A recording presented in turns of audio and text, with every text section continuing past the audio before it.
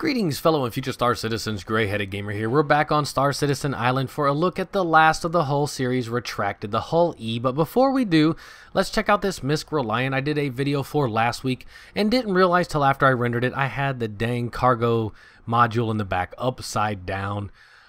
Sorry about that. That was a huge Star Citizen fail there. But here it is, the correct direction.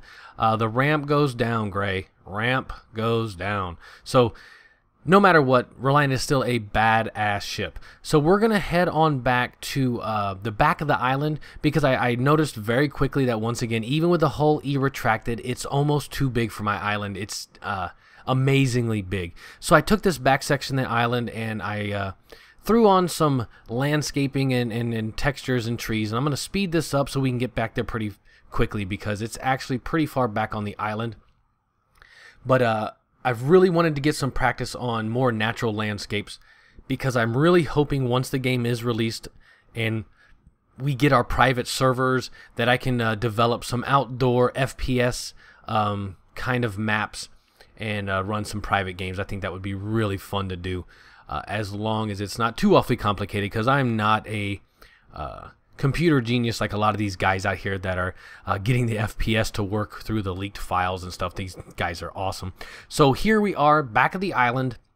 Hull E, putting it up with the Orion mining ship.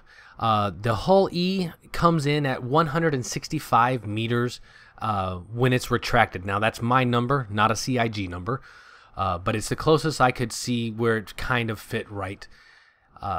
Nonetheless, a huge ship. The Orion comes in at 170, so they're very close in size, and that little 60-meter constellation down there is just for some size reference, because it's hard to get an idea of how big this ship is.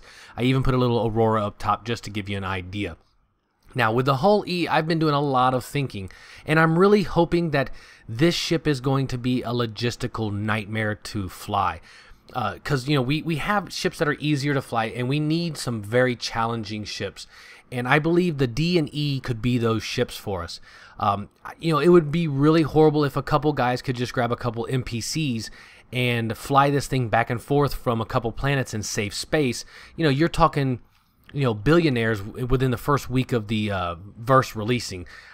As far as, you know, that, I mean, of course I'm speculating, but that seems very possible with as much as this will hold. If you could find a planet that'll buy your goods for just a little bit more than you bought them for, and they're very close, you're not paying much for fuel costs, and you don't really need to hire a bunch of escorts because you'll be in safe space. You know, it'd be really easy to make a lot of money really fast, and we don't want that. You know, we want to make sure that, you know, the game lasts, and to last, you really need to be able to work for your fortune.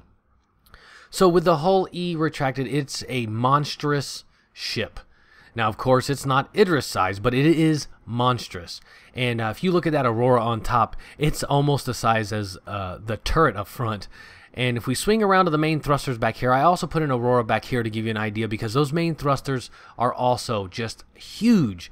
So with this thing, once it is retracted in the actual PU, those rear thrusters are going to collapse onto the ship a little tighter. So it's not going to be as fat in the back, but this still gives us a really good idea of lengthwise. I'm thinking it'll have more of a streamlined look, kind of like the Orion over there.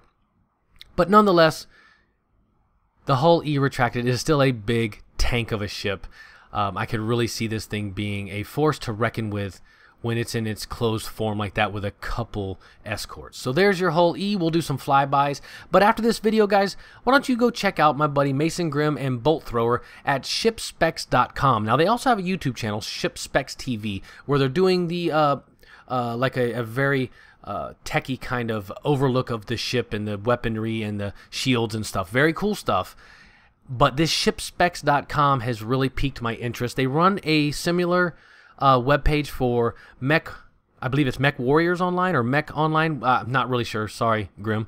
But they have on there called Mech Lab where you can do loadouts and people can discuss the loadouts, and it gives you a kind of an overview of what that loadout will do to your mech. They're doing the same thing for our ships. It's called the Ship Lab. So you can put your guns and your thrusters and your power plants and targeting computers once we can do all that, and it'll give you a rundown on heat generation and DPS and all kinds of other things, and people can look at it. So it's forum based, so you can comment and say, hey, it would be better if you change this and that, and you can really theory craft your loadouts. So get over there, shipspecs.com.